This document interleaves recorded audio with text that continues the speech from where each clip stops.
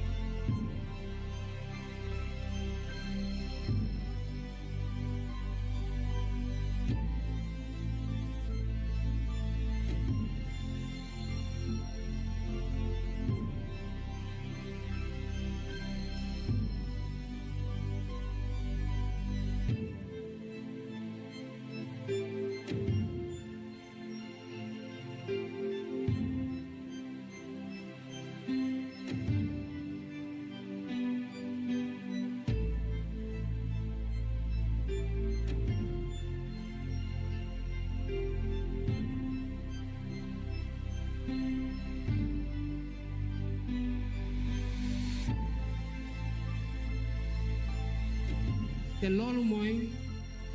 responsabilité bu ñu